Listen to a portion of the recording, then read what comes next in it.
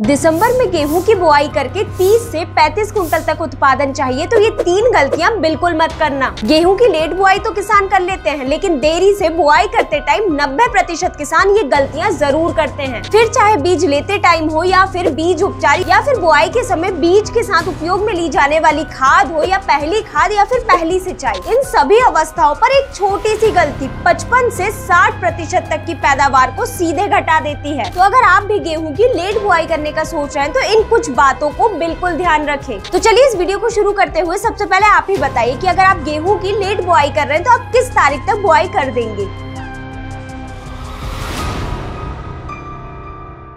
नमस्कार किसान भाइयों, स्वागत है आपका कात्यायनी ऑर्गेनिक्स के यूट्यूब चैनल में। गेहूं की लेट बुआई या फिर कहें तो गेहूं की पछेती बुआई पूरे भारत में 55 से 60% क्षेत्र में की जाती है। और अगर आप गेहूं की देरी से बुआई करते हैं तो आपको बीज, खाद, सिंचाई सब कुछ इसी हिसाब से करना होगा। तो अगर सबसे पहले बात करें बीज की, तो अगर आप दिसंबर में बुआई कर रहे हैं तो पौधे में कई तरह की समस्या का आना शुरू हो जाता है, जैसे कि तापमान का तेजी से बढ़ने की वजह से रतुआ, जड़गलन जैसे रोगों की समस्या का आना और वहीं दीमक जैसे कीटों का आना तो निश्चित ही होता है। और सबसे खतरनाक तो बालियां बनते समय गर्म हवा का चलना, जिस वजह से बालियों में बन रहे दाने सही से नहीं बन पाते और पैदावार सीधे घट जाती है। इन्हीं सभी वजह से अगर आप कोई साधारण वैरायटी को लेट बुआई के समय लगा रहे हैं तो ये साधारण वैरायटियां उत्पादन तेजी से गिरा देती हैं। लेट बुआई में गेहूं का सीजन छोटा रहता है, तो हमें बीज का चुनाव उसी प्रकार से करना है कि जिसमें कम दिन में गेहूं की फसल तैयार हो जाए, जैसे कि HD 3388 और DBW 386। ये दोनों ही वैरायटियां 115 से 125 दिन के बीच में तैयार हो जाती हैं, मतलब कि ये कम अवधि वाली वैरायटियां हैं और गर्मी के आने से पहले ही ये पक जाती हैं। दूसरी सबसे अच्छी बात इन दोनों वैरायटी की ये है कि फरवरी मार्च आते तक तापमान एकदम से बढ़ जाता है,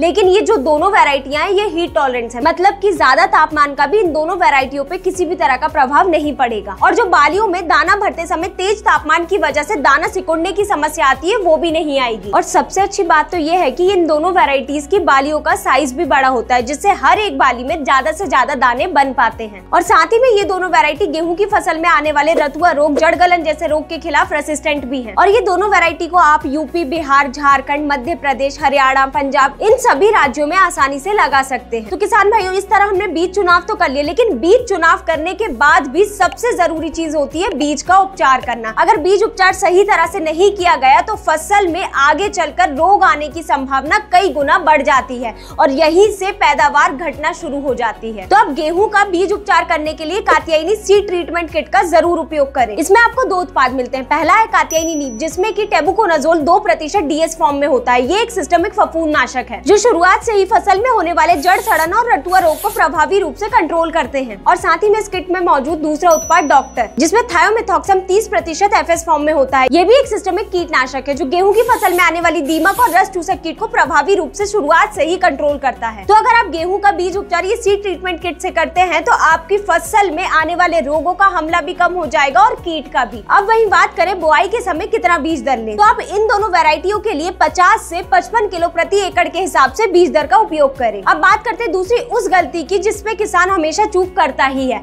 वही है खाद प्रबंधन। तो किसान भाइयों, आपको एक बात हमेशा दिमाग में रखनी है कि गेहूं में खाद आपको बुआई के समय से ही देना है। अगर आप गेहूं की बुआई कर रहे हैं तो आपको बुआई के समय भी खाद को उपयोग में लेना है, जिससे फसल शुरुआत से ही अच्छी ग्रोथ ले पाए। तो आपको बुआई के समय 50 किलो DAP, 10 किलो पोटाश और 2 किलो ह्यूमिक एसिड को बीज के साथ मिलाकर बुआई कर देनी है। अगर आप बुआई के समय ये बताई गई खाद को उपयोग में लेते हैं तो शुरुआत से ही अंकुरण अच्छा देखने को मिलेगा और पौधे की ग्रोथ शुरू से ही अच्छी होगी। अब बात करें जब फसल 15 दिन से ऊपर की हो जाए तो पहली खाद की, तो आपको पहली खाद ऐसी देना है जो शुरू से ही कल्ले बढ़ाए और ज्यादा फुटाव लाए। जैसे कि आपको पहली खाद में यूरिया का उपयोग तो करना ही है, लेकिन आप यूरिया का उपयोग करते समय भी एक बात ध्यान में रखें कि आपको यूरिया का उपयोग कभी भी एक बार में ही नहीं करना है। आपको इसे 2 भागों में बांटकर उपयोग करना है। पहला आपको पहली सिंचाई के समय करना है और दूसरा आपको बालियां बनने से कुछ दिन पहले। और वहीं ये पहली खाद में आपको यूरिया के साथ ह्यूमिक एसिड भी लेना है, जो शुरुआत से ही पौधे की जड़ वृद्धि तेज करेगा, जिससे जमीन में पड़े पोषक तत्व और खाद पौधा अच्छे से ले पाएगा। और साथ ही में इस समय पर आपको जिंक सल्फेट 33% को भी जरूर से उपयोग में लेना है, क्योंकि गेहूं की फसल 15 दिन की होने के बाद फसल में पीलेपन की समस्या आमतौर पर देखने को मिलती है। तो अगर आप ये जिंक का पहली खाद में ही उपयोग कर लेते हैं तो ये पीलेपन की समस्या काफी हद तक कम हो जाएगी और आगे चलकर फसल में देखने को नहीं मिलेगी। और साथ ही साथ में इस पहली खाद में आपको एक कीटनाशक का भी उपयोग करना है जिसका नाम है फैंटेसी जीआर, जिसमें फिप्रोनिल 0.3% जीआर फॉर्म में होता है, जो गेहूं की फसल में आने वाली ये खतरनाक कीट यानी कि दीमक पर शुरू से ही प्रभावी रूप से असर करता है, जिससे ये दीमक गेहूं की फसल को नुकसान नहीं पहुंचा पाता। और किसान भाइयों, अगर आप ये गेहूं में पहली खाद के ऊपर डिटेल वीडियो देखना चाहते हैं तो ऊपर आई बटन पर क्लिक करके देख सकते हैं। हमने इस विषय पर पूरा डिटेल वीडियो बना रखा है। अब बात करें तीसरी और सबसे आम गलती की, जो हर साल किसान करते ही हैं गेहूं की फसल में, वही है सिंचाई प्रबंधन यानी कि पानी देते समय। आपको कोशिश ये करनी है कि आपको गेहूं की सिंचाई 20 से 21 दिन के अंदर ही पूरी करनी है, ताकि पौधे में ज्यादा से ज्यादा कल्ले बन पाए, ज्यादा फुटाव आ पाए और गहरा हरापन देखने को मिले। तो आपको सिंचाई 20 से 21 दिन के अंदर ही कर देनी है। और वही अगर आपके पास सिर्फ 2 पानी की सुविधा है तो आपको दूसरी सिंचाई बालियां निकलने से पहले ही कर देनी है, ताकि जो बालियों में दाना है वो अच्छे से बन पाए और भारी बने। दूसरी सिंचाई इस अवस्था पर करने पर 69% तक का उत्पादन बढ़ते हुए देखने को मिला है। तो आपको सिर्फ अभी इस अवस्था पर एक बात ध्यान में रखनी कि आपको गेहूं की पहली सिंचाई 20 से 21 दिन के अंदर ही पूरी करना है। तो किसान भाइयों, यही थी जानकारी गेहूं की लेट बुआई करते समय किन किन बातों को ध्यान में रखें और कौन सी गलतियों को बिल्कुल नहीं दोहराना है। तो अगर आपको ये जानकारी पसंद आई हो तो इस वीडियो को लाइक करें और चैनल को सब्सक्राइब करना ना भूलें। धन्यवाद।